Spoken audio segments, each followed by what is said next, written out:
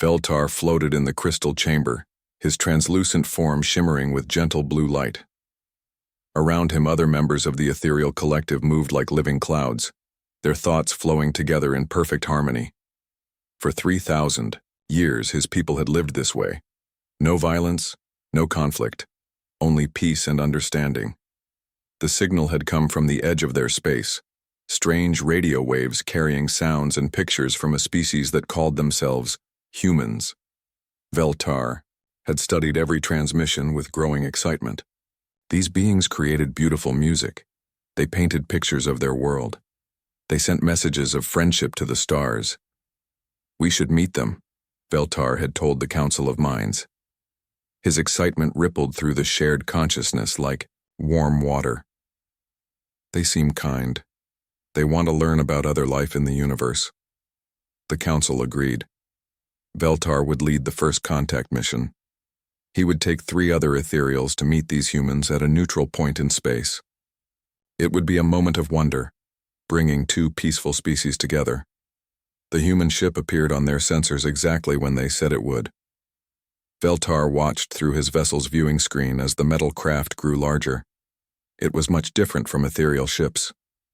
Where their vessels were smooth and organic, the human ship had hard edges and bright lights. Strange symbols covered its hull. The humans had named it Harmony.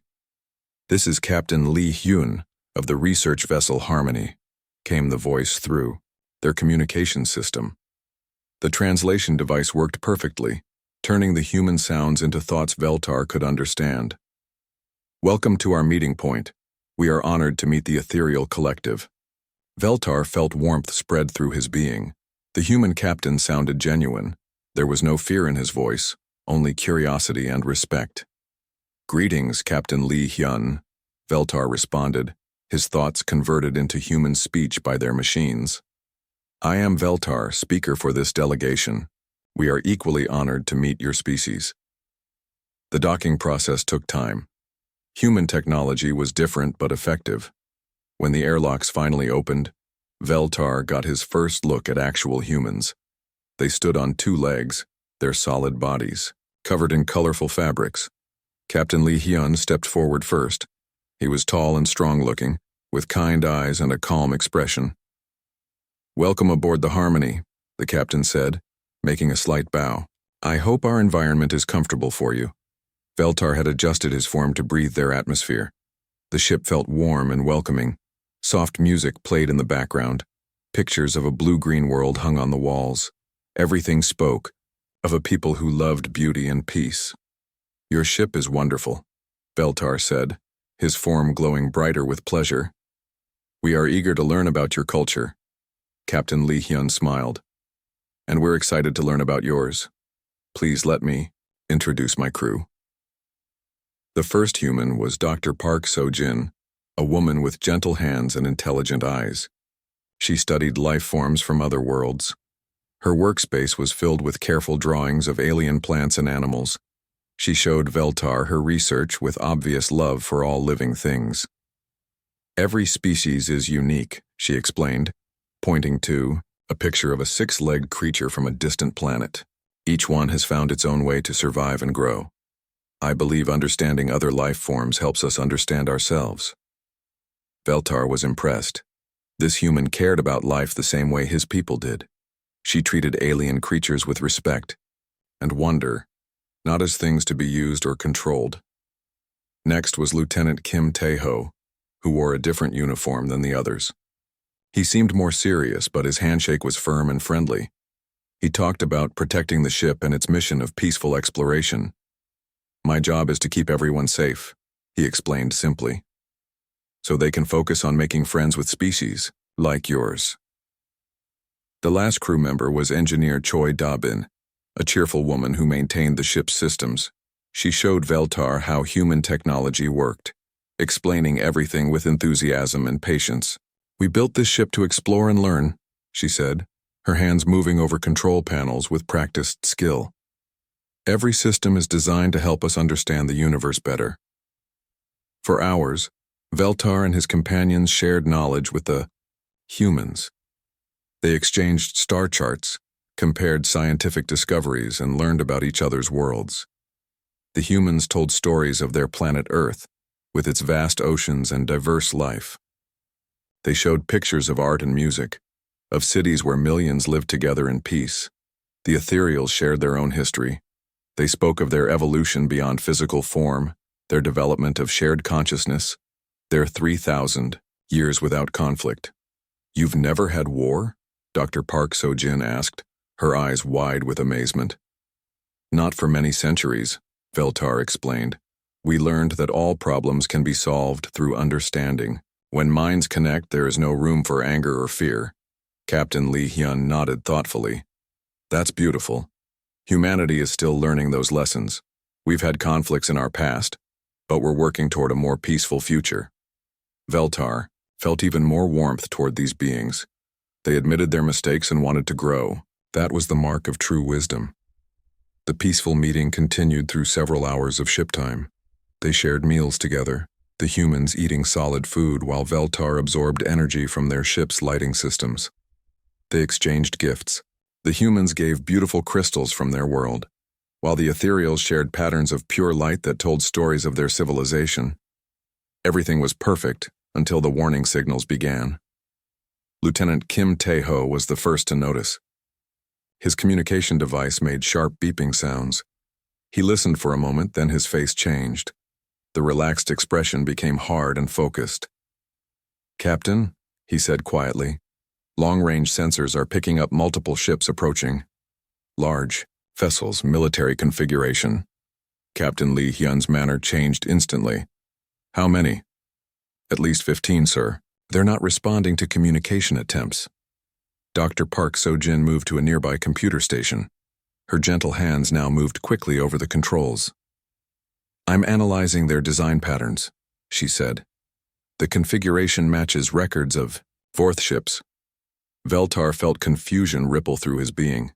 He had heard of the Vorth, a species that had been expanding through this region of space, but surely any problem could be solved through discussion.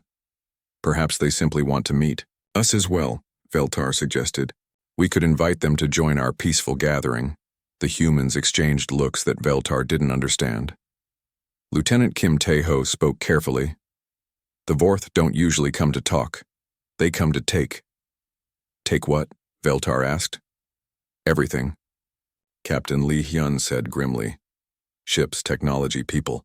They've conquered 17 systems in the past 5 years. Engineer Choi Da-bin was now working at her stations with urgent efficiency. The peaceful research ship suddenly felt different. Lights changed color. New sounds came from the machinery.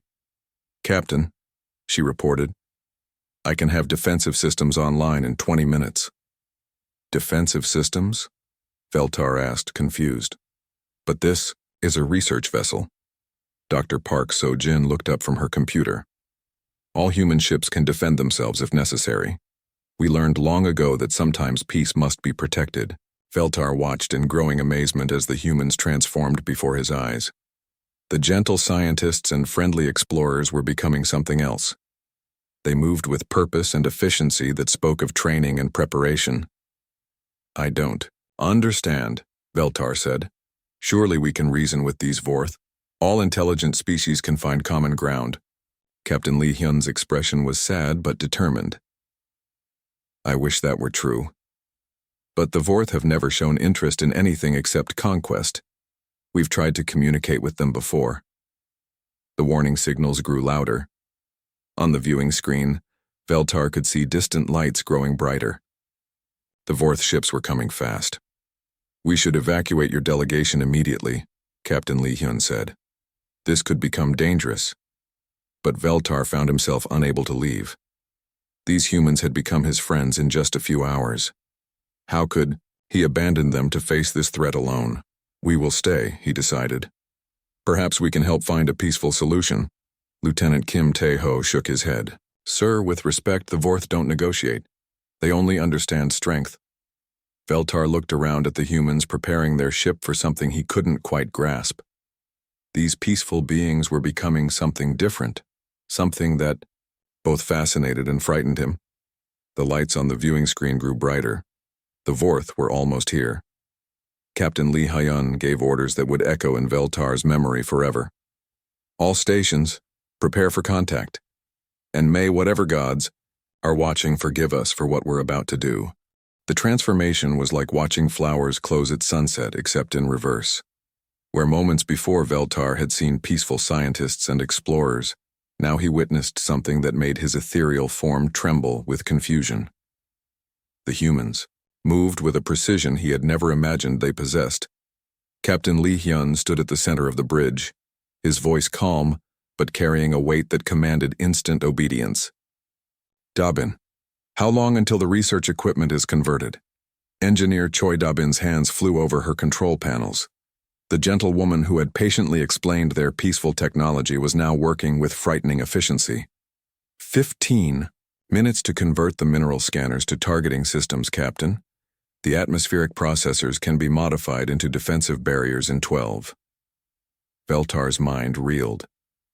Mineral scanners? Atmospheric processors? But those are scientific tools. Dr. Park So-jin looked up from her station, her kind eyes now hard with focus. Human engineering is practical. Most of our tools can serve multiple purposes when necessary. She turned back to her screens, and Veltar saw something that chilled him to his core. The woman who had shown him careful drawings of alien plants was now studying ship schematics. Her finger traced along the images, pointing out weak spots in hull design and vulnerable system connections. The Vorth use biological components in their ship armor, she explained to Lieutenant Kim Tae-ho. If we target these sections with modified plasma cutters, we can cause system failures without destroying the entire vessel. Lieutenant Kim Tae-ho nodded, making notes on a tactical display. What about their crew compartments? Can we disable their ships without killing everyone? Aboard? Dr. Park So-jin's expression softened slightly. I'm working on it. The Vorth have redundant life support systems here and here. She pointed to different parts of the ship design. If we avoid these areas, most of their crew should survive. Veltar felt his form flickering with distress. You speak of attacking them, but you worry about keeping them alive? I don't understand.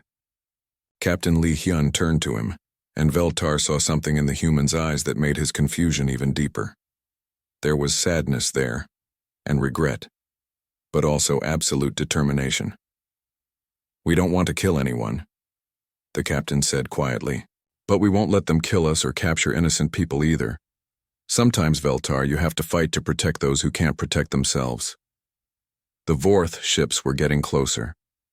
On the viewing screen, Veltar could see them clearly, now dark angular vessels that looked designed for one purpose.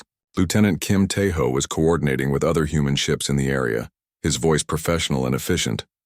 Merchant vessel Bright Star, this is Harmony. You need to evacuate the area immediately. Harmony, this is Bright Star. We have engine problems. Can't achieve jump speed. Lieutenant Kim Tae-ho looked at Captain Lee Hyun. Sir, the merchant ship has 43 crew members, mostly civilians. Captain Lee Hyun's jaw tightened. Dabin, can we tow them? Engineer Choi Dabin shook her head. Not at the speed we need to escape, sir. We'd have to slow down too much. Veltar watched the captain's face as he processed this information. The weight of decision settled on the human's shoulders like a heavy cloak. Then we stay. We protect them. Sir, Lieutenant Kim Tae-ho said carefully, against 15 Vorth ships, our chances of victory are... I know the odds, Lieutenant. Captain Lee Hyun's voice carried absolute finality. Send a message to the Vorth fleet. Tell them this system is under human protection. Veltar's form pulsed with agitation. But Captain, surely we can negotiate. If we explain that these are peaceful merchants, the Vorth will understand. Dr. Park So-jin looked up from her weapons calculations. Her expression was gentle but firm. Veltar, I've studied the Vorth for years. They don't see other species as people. To them, we're resources to be harvested. Lieutenant Kim Tae-ho activated the communication system. Vorth fleet, this is Lieutenant Kim Tae-ho of the human vessel Harmony. You are approaching a protected system. Please state your intentions. The response came quickly, translated by their computers into words Veltar could understand. The voice was cold and mechanical. Human vessel, withdraw immediately. This system has been claimed by the Vorth Empire. Resistance will result in your destruction. Veltar felt hope rise in his ethereal being. They're communicating. That means we can find a peaceful solution. Captain Lee Hyun shook his head sadly. Watch and learn, my friend. Lieutenant Kim Tae-ho sent another message. Vorth Fleet. This system contains civilian vessels with no military value. They pose no threat to your empire. Surely we can reach an agreement that allows them safe passage. The Vorth response was immediate and final. All resources in this system belong to the Empire. Surrender your vessels and prepare for processing. You have 5 minutes to comply. Veltar's form dimmed with shock. Processing? What does that mean? Dr. Park So-jin's face was pale but determined. It means slavery for those who survive the capture process. The Vorth use other species as workers in their mines and factories. Engineer Choi Da-bin looked up from her stations. Captain, all systems are ready.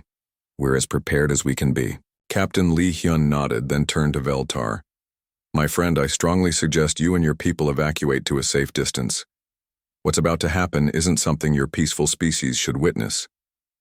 But Veltar found himself unable to leave. These humans had become important to him in just a few hours. Their combination of kindness and hidden strength fascinated and confused him. I want to understand.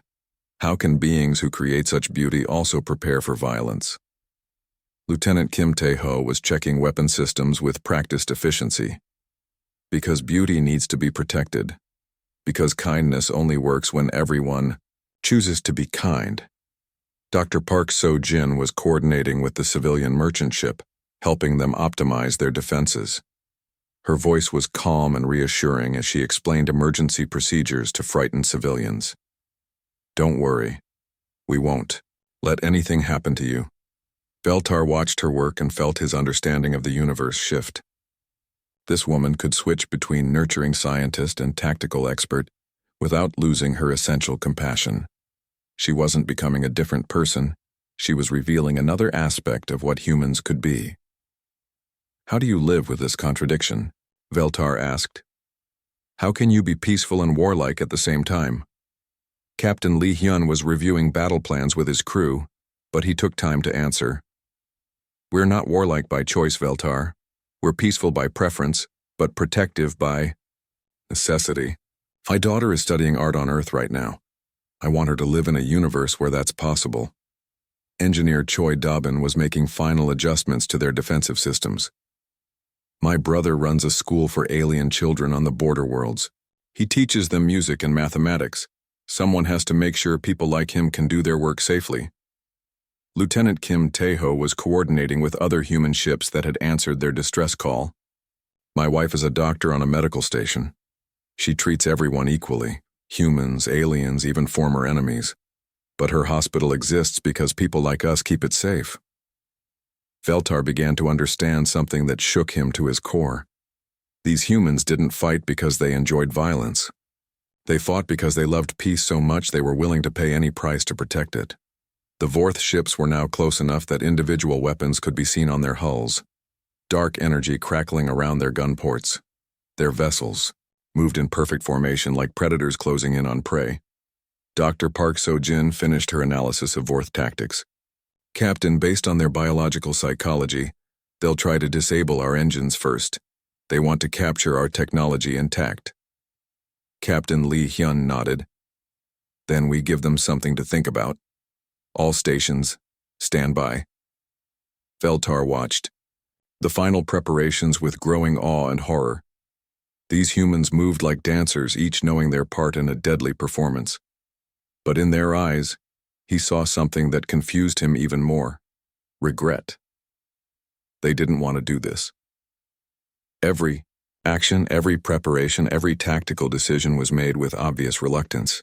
They were about to become something terrible because it was the only way to protect something beautiful. Engineer Choi Da-bin reported from her station. All systems ready, Captain. Modified research equipment is functioning as designed. Dr. Park? So-jin confirmed her tactical analysis. Target priorities established. Minimal casualties protocols are in place. Lieutenant Kim Tae-ho checked their defensive posture. All ships in position. Civilian vessel is protected in the center of our formation.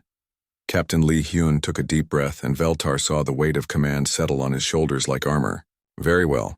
Send one final message to the Vorth. Lieutenant Kim Tae-ho opened communications. Vorth Fleet, this is your final warning. Withdraw now, or we will defend ourselves. The Vorth response was a spread of energy weapons fired across their bow, a clear threat and demonstration of power. Captain Lee Hyun's expression became something Veltar had never seen before. The kind captain was still there, but now he wore the face of a protector pushed beyond his limits. All stations, he said quietly. Weapons free. Show them what humans do when we're fighting for something we love. The battle began with a silence that Veltar would never forget. For one heartbeat, the two fleets faced each other across the dark of space, Predator and Protector measuring each other's resolve. Then the universe exploded into light and fury. The Vorth attacked first, just as Dr. Park So-jin had predicted. 15 dark ships unleashed streams of crimson energy toward the small human fleet, but the humans were ready. Captain Lee Hyun's voice cut through the chaos with calm precision. Evasive Pattern Alpha. Dobbin, bring our modified scanners online. Engineer Choi Dobbin's hands moved over her controls like a musician playing a deadly song. The peaceful research equipment that had been scanning asteroids hours before now transformed into weapons of surprising power. Focused energy beams lanced out from the Harmony, striking the lead Vorth ship exactly where Dr. Park So-jin had identified weak points. Direct hit on their primary shield generator, Lieutenant Kim Tae-ho reported. Their defensive capabilities are down by 30%. Veltar watched in amazement as the human crew worked together with perfect coordination. They moved as if they shared one mind, but Veltar knew they didn't have his people's telepathic connection. This unity came from something else. Trust earned through training, respect built through shared purpose. Dr. Park So-jin was doing something that both fascinated and horrified Veltar. She was coordinating with alien allies that the humans had contacted during the brief preparation time. Her xenobiological knowledge allowed her to communicate with species whose minds worked completely differently from humans. Zephyrian ships target the Vorth vessels with odd-numbered hulls, she transmitted. Her words automatically translated into the crystal-based language of their insectoid allies. Their armor is weaker on the port side due to their asymmetrical internal structure. The Zephyrians responded with clicks and chimes that meant agreement and gratitude. Their small, fast ships darted between the larger vessels like angry insects, their weapons firing in patterns that complemented human tactics perfectly. Engineer Choi Da-bin was performing what could only be called technical artistry. As Vorth, weapons damaged their systems. She rerouted power in real time, turning mining lasers into precision weapons, converting gravitational sensors into early warning systems. Her innovations were brilliant and terrifying. Captain, I'm reading massive energy buildup in the Vorth flagship, she reported. They're charging some kind of planet-killer weapon. Dr. Park So-jin's fingers flew over her analysis station. It's aimed at the civilian merchant ship. They're going to make an example of the defenseless vessel. Lieutenant Kim Tae-ho was already moving. Boarding shuttle prepped and ready, Captain. If we can get aboard their ship, we can disable that weapon from the inside. Captain Lee Hyun nodded grimly. Do it. Take a small team and show them that humans protect what matters. Veltar watched Lieutenant Kim Tae-ho lead a group of humans in small, fast ships toward the massive Vorth flagship. The smaller craft dodged between energy blasts like leaves in a storm, somehow finding paths through the deadly crossfire. What happened next made Veltar question everything he thought he knew about violence and morality. Lieutenant Kim Tae-ho and his team forced their way aboard the Vorth ship, fighting with precision that spoke of careful training and deep purpose. But even as they fought, Veltar could see they took no pleasure in it.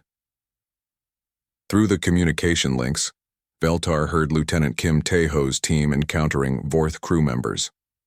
Drop your weapons and surrender, Kim Tae-ho commanded in translated Vorth language.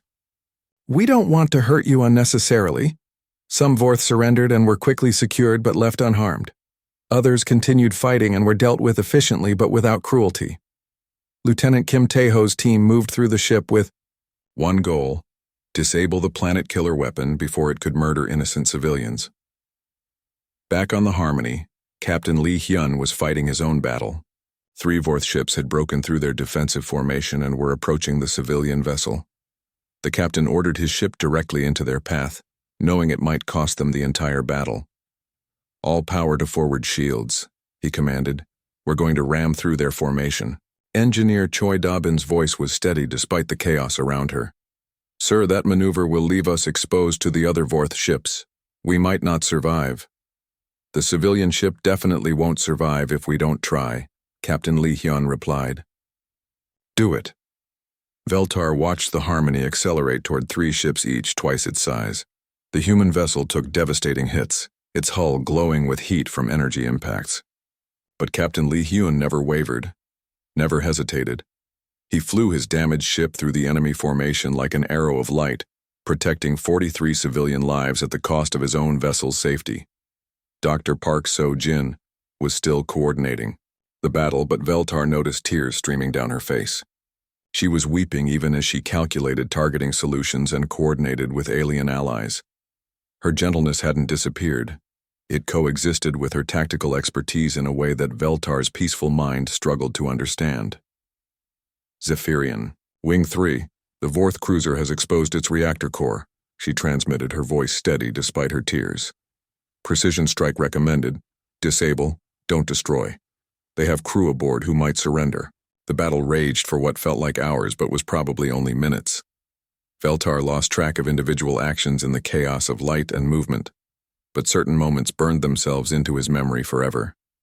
Engineer Choi Da-bin working frantically to save a Vorth ship that was about to crash into an asteroid. "They have survivors aboard," she explained as she used the Harmony's tractor beam to pull the enemy vessel to safety. "I won't let people die just because they're on the wrong side." Lieutenant Kim Taeho's voice coming through the communication system from the Vorth flagship. "Planet killer weapon disabled, Captain. I'm also reading Vorth crew members trapped in a damaged section. Requesting permission to assist with their rescue." Dr. Park So-jin analyzing the biological stress patterns of captured Vorth prisoners and adjusting their holding conditions to keep them comfortable. "They're scared," she explained to Veltar. "Fear makes any species dangerous. If we treat them well, they might choose peace." Throughout it all, Captain Lee Hyun carried the heaviest burden. Every decision, every tactical choice, every loss of life was his responsibility. Veltar could see the weight of command crushing down on the human shoulders, but the captain never stopped making the hard choices that kept his people and the civilians alive. "Sir," Lieutenant Kim Taeho reported from the Vorth flagship, "I'm reading massive system failures throughout their fleet. Their command structure is breaking down." Captain Lee Hyun's response surprised Veltar. "Broadcast on all frequencies. Offer them terms for surrender. Full medical treatment for their wounded, safe passage home for any who lay down arms." Dr. Park So-jin looked up from her station. "Captain, why offer mercy to those who showed us none?" Captain Lee Hyun's answer would echo in Veltar's memory for years. "Because that's what separates us from them. We fight when we must, but we remember our humanity even in the midst of violence."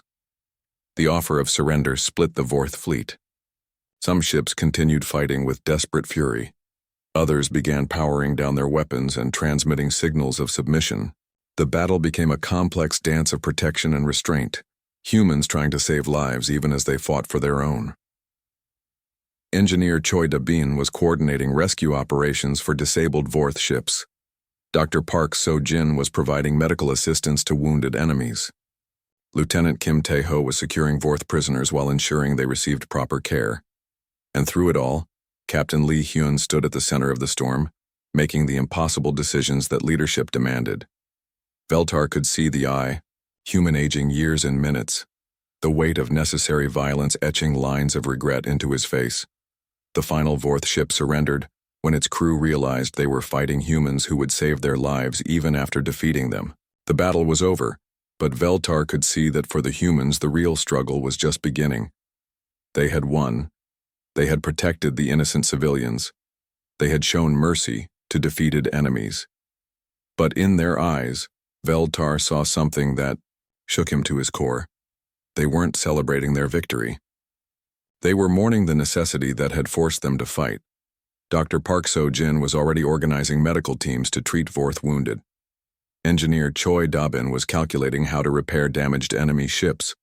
Lieutenant Kim Tae-ho was coordinating prisoner exchanges and repatriation efforts. These warriors were transforming back into healers and builders before the smoke had even cleared. But Veltar could see the scars the battle had left on their souls, invisible wounds that would never fully heal. Captain Lee Hyun stood at his command station, staring at the tactical display that showed the positions of destroyed ships, damaged vessels and scattered debris. Each mark represented lives lost, futures ended, families that would mourn. "Sir," Lieutenant Kim Tae-ho reported quietly, "casualty reports are coming in. We lost 12 crew members across the human fleet. Civilian, ship Bright Star reports no casualties. Vorth losses are significant." The journey back to ethereal space felt different than Veltar's eager trip to meet the humans. His crystalline ship moved through the void carrying knowledge that would change everything his people believed about the universe. In the meditation chamber, his three companions floated in confused silence, their shared thoughts a jumble of questions and disturbing new understanding. "The humans saved their enemies," whispered Nethera, her ethereal form flickering with uncertainty. "They wept while they fought. How is such a thing possible?" "They carried darkness and light together," added Kevron, his thoughts heavy with confusion. "Violence and compassion in the same beings. It should not be possible."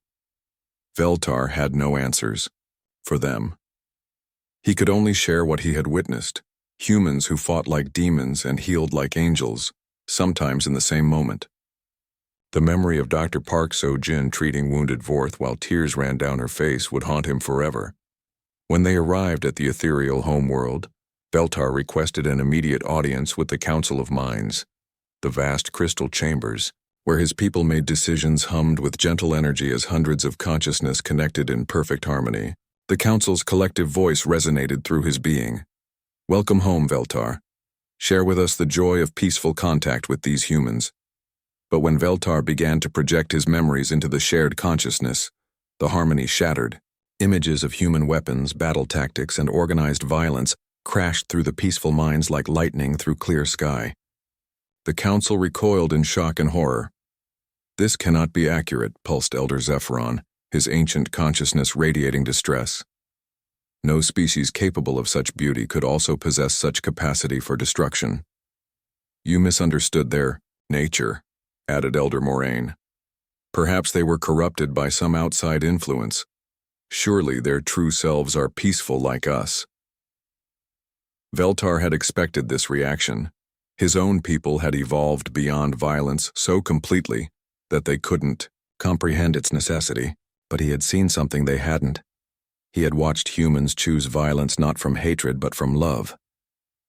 "Watch more carefully," Veltar urged, sharing the memory of Captain Lee Hyun placing his ship between the Vorth and civilian refugees.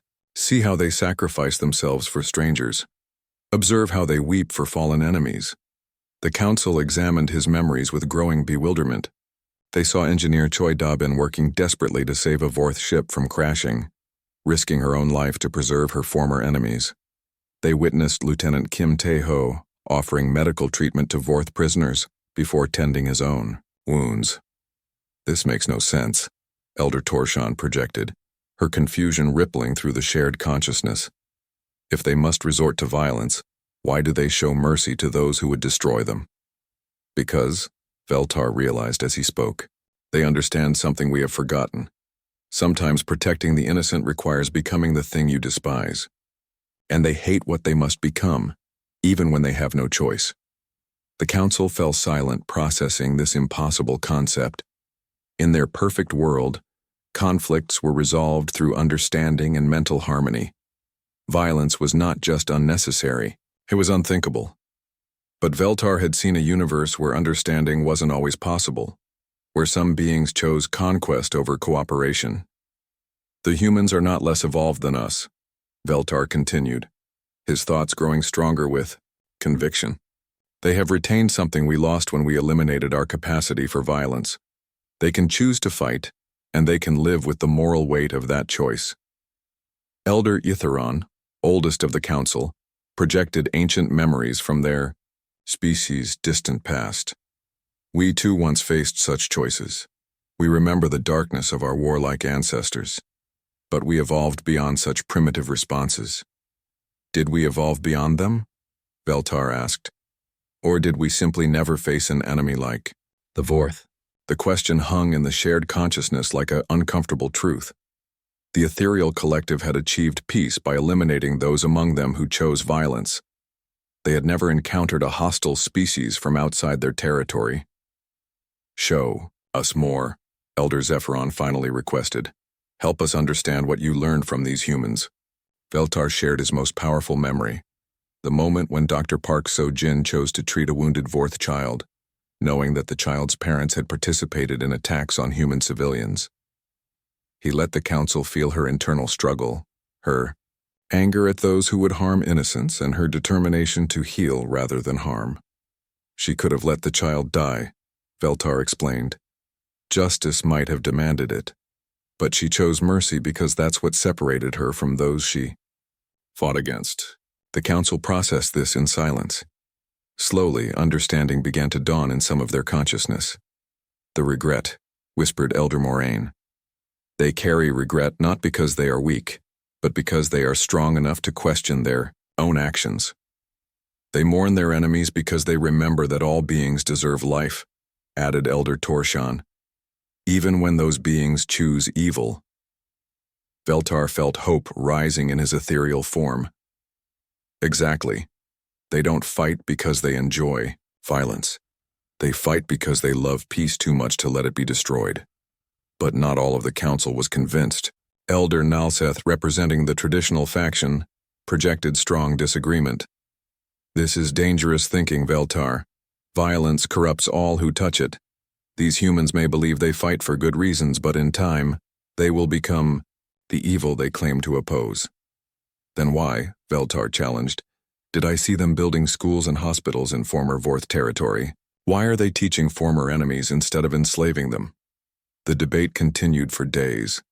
Veltar shared every memory, every conversation, every moment of human complexity he had witnessed. He showed them Captain Lee Hyun's sleepless nights, tormented by necessary decisions. He shared Engineer Choi Dobbin's manic attempts to repair the damage her weapons had caused. He revealed Lieutenant Kim Tae-ho's careful interviews with Vorth prisoners, seeking to understand rather than punish. Gradually, the council began to understand the impossible paradox of human nature. These beings could be simultaneously peaceful and warlike, gentle and fierce, merciful and terrible. They carried contradictions that would drive most species insane, but somehow they made it work. They are not perfect, Veltar concluded. They make mistakes. They sometimes choose wrong, but they never stop questioning their choices, never stop feeling the weight of their actions. That regret you saw in their eyes during battle, that's not weakness, that's wisdom. The council's final decision would reshape ethereal society. They agreed to establish new contact protocols for species like humans, beings who possessed both creative and destructive capabilities. They began developing what Veltar called mindful strength, the ability to use force when necessary while maintaining moral awareness. But more importantly, they began to question their own evolution. Had they really advanced beyond their violent ancestors? Or had they simply hidden from a universe that sometimes demanded difficult choices? Elder Zephyron summarized the new understanding. We have learned to resolve all conflicts through harmony because we removed those who would not harmonize. The humans learned to resolve conflicts while keeping those who might fight, teaching them to aim their violence at protecting the innocent. Months later, Veltar stood in the new Ethereal Defense Academy, watching young members of his species learn concepts that would have been unthinkable before his encounter with humans. They studied the moral weight of necessary force, the importance of protecting those who couldn't protect themselves, and the vital difference between violence chosen from hatred and violence chosen from love. The curriculum included human philosophy, alongside ethereal wisdom. Students learned about Captain Lee Hyun's command decisions, Dr. Park So-jin's medical ethics, Lieutenant Kim Tae-ho's prisoner interviews, and Engineer Choi Da-bin's reconstruction efforts. Remember, Veltar told his students, strength without compassion becomes tyranny, but compassion without strength becomes weakness that enables evil. The humans taught us that true moral evolution means keeping both and learning when each is appropriate. News arrived regularly from human space. The species that had learned to fight while hating war was building something unprecedented, a confederation of species where former enemies worked together, where Vorth engineers designed hospitals and human doctors treated alien patients. The reports always mentioned the human approach to former enemies. Integration, not destruction. Education, not punishment. Understanding, not revenge. They were proving that beings capable of terrible violence could also be capable of extraordinary mercy. Veltar often returned to his original observation chamber, floating in meditation while reviewing his memories of the battle. He would never forget the regret in human eyes as they fought, not because it traumatized him, but because it taught him something profound about moral courage. That regret wasn't a sign of weakness or uncertainty. It was proof that violence hadn't corrupted their compassion. They could kill to protect others while never forgetting that killing was wrong. They could fight wars while never losing their love of peace. The silence after battle was different from the silence before it. Veltar floated in the medical bay of the Harmony, watching humans tend to wounded enemies with the same care they showed their own injured crew. The transformation was complete. The warriors had become healers so quickly that Veltar wondered if he had imagined the violence at all. Dr. Park So-jin worked over a wounded Vorth soldier, her gentle hands treating burns and broken bones with practiced skill. The same fingers that had calculated targeting solutions now mixed medicines and adjusted medical equipment. She spoke softly to the alien patient, even though she knew he couldn't understand her words. Easy now. You're safe. We're going to take care of you. The Vorth soldier's eyes, large and yellow like a cat's, tracked her movements with fearful confusion. His species had never experienced mercy from enemies before. Dr. Park So-jin noticed his distress and adjusted the medical scanner to project soothing images of peaceful landscapes. I studied your people's biology for years, she explained to Veltar while continuing her work. They respond well to blue and green light patterns. It helps calm their nervous systems. Veltar watched her hands shake slightly as she worked. The same steady fingers that had guided weapons now trembled with exhaustion and emotional strain. Are you injured? He asked with concern. Dr. Park So-jin shook her head, but tears were running down her cheeks again. No, I'm not hurt. Not physically. She gestured to the wounded Vorth. But every time I look at them, I remember what we had to do. These aren't monsters, Veltar. They're people with families and dreams, just like us. Across the medical bay, Lieutenant Kim Tae-ho was coordinating with security teams, but instead of preparing for more fighting, he was organizing prisoner care and repatriation procedures. Veltar could see fresh bandages on the human's arm where he had been wounded during the boarding action. How many Vorth prisoners are requesting asylum rather than return to their empire? Dr. Park So-jin asked. 17 so far, Lieutenant Kim Tae-ho replied. They say they don't want to serve a system that treats other species as resources. We're setting up temporary housing on the civilian merchant ship until we can find them proper homes. Veltar's form pulsed with confusion. They're choosing to stay with you? Even after the battle? Lieutenant Kim Tae-ho nodded, his expression thoughtful. Some of them had never seen enemies show mercy before. It made them question what they'd been taught about other species. He paused, looking down at a datapad containing prisoner interviews. One of them asked me why we saved his life after he tried to kill us. What did you tell him? Veltar asked. That's what people do for each other, Lieutenant Kim Tae-ho said simply, regardless of which species they belong to. Engineer Choi Da-bin was in the cargo bay, working alongside Vorth technicians to repair damaged ships. The former enemies labored side by side, sharing tools and expertise. Veltar watched a young Vorth engineer show Choi Dobbin how to repair a particular type of power coupling, while she taught him more efficient welding techniques. Working together makes the job easier, Choi Dobbin explained when Veltar questioned the cooperation. And maybe if we understand each other's technology better, we won't have to fight next time. But Veltar could see the cost written in every human face. They moved with a weariness that went beyond physical exhaustion. Their eyes held shadows that hadn't been there before the battle. Victory had come at a price that couldn't be measured in damaged ships or wounded bodies. Captain Lee Hyun bore the heaviest burden of all. Veltar found him in his quarters, staring at reports from the battle. The captain had removed his uniform jacket, and Veltar could see how the human's hands shook as he read casualty lists. 12 dead, Captain Lee Hyun said quietly, not looking up from his datapad. 12 people who had families waiting for them at home, people who trusted me to bring them back safely. You saved 43 civilians, Veltar pointed out, and hundreds of Vorth who chose surrender over destruction. Surely that matters. Captain Lee Hyun finally looked up, and Veltar saw something in the human's eyes that made his ethereal form dim with empathy. It does matter. Of course it does. But that doesn't make the losses hurt any less. He gestured to images on his desk, pictures of the crew members who had died. This is Sarah Kim from engineering. She had a daughter, starting school next month. This is Marcus Chen from security. He was planning to marry his partner when we got back to Earth. Veltar studied the photographs, trying to understand the human concept of individual loss. In his species, death was simply a transition. Consciousness rejoined the collective, continuing in a different form. But humans experienced death as a permanent separation, an irreplaceable loss.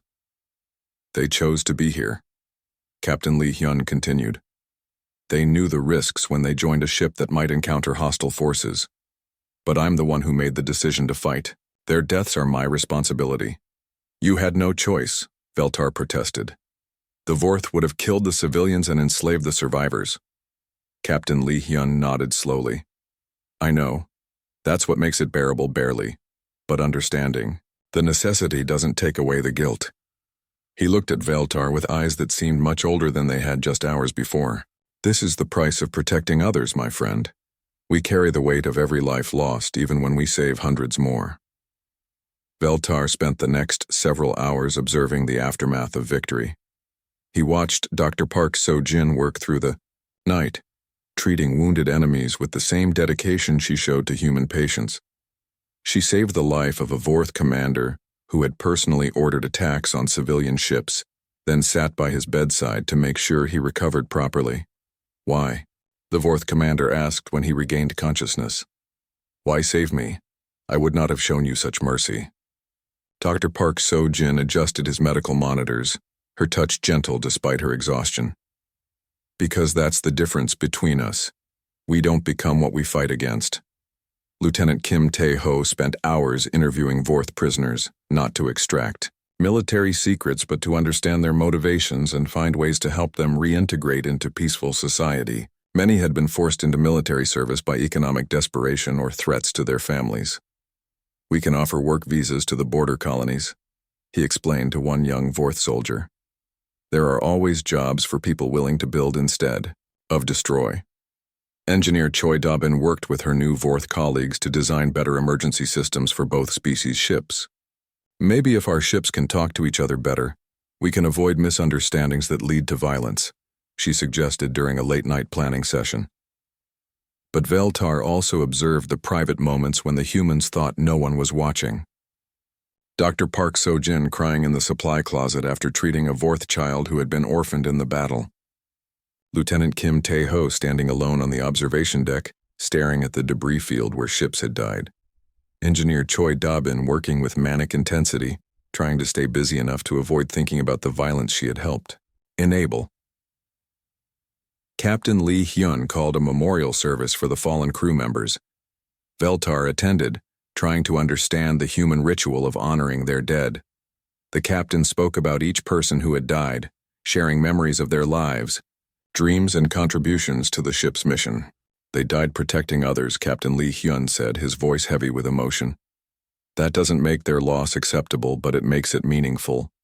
We honor them not by forgetting the cost of our choices, but by remembering why those choices were necessary. After the service, Veltar approached Dr. Park So-jin. She was sitting alone in the botanical lab, surrounded by the alien plants she had been studying before the battle.